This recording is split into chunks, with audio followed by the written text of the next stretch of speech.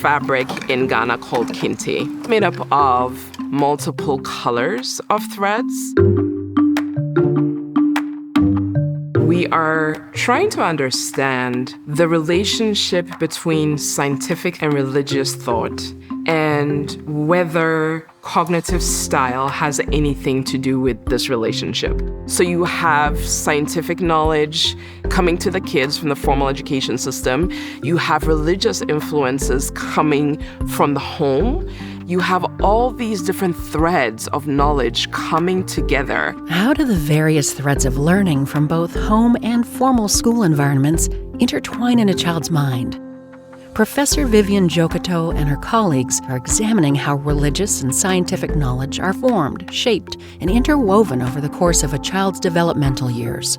The project is known as the Culture of Schooling Project, a multi-country project in which social scientists, primarily psychologists and anthropologists, are working to identify what the relationship between these variables are. We are comparing children from 15 different countries, 19 sites involved in this study. Ghana is very religious. One could go to buy something from Jesus is Alive store, then take public transportation in a van which has a logo which says something like, "I know that my Redeemer lives." 95% of the population has a religious affiliation. This provides an interesting contrast to other countries in the broader study, which differ in terms of the predominance of religion. 3 key points in our study will be: one, we're looking at what developmental stage do children acquire scientific and religious thoughts. Second is, how are these transmitted from parents to children and from school to children? And then third key point is, how do we relate cognition, children's thinking, to the development of scientific and religious thoughts? We administered questionnaires measuring basic constructs. We had scientific thoughts, religious thoughts, and cognitive measures to both parent and child.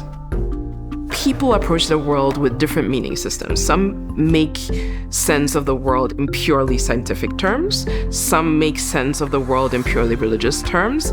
And some people are in between. It is important to go beyond scores and explore psychological questions. What is formal education doing to the ways that we think, the ways that we engage in the world, the ways that we make meaning of things? Is formal education helping us to make the world a better place? Is formal education shaping cognitive patterns in one direction versus another? What makes our research unique is the inclusion of cognition. We can tell by your cognitive style which brain parts are active. Prior research has shown that there are some types of thought processes that are associated with religious thoughts. So we measure different types of cognition and then relate cognitive styles to religious thoughts and scientific thought and see whether there is any causal relation. Kids learn from multiple settings. These threads of knowledge interconnect and intertwine and form a beautiful pattern of knowledge. They're going to use as much of this information as possible to engage in the world and help the world solve its problems.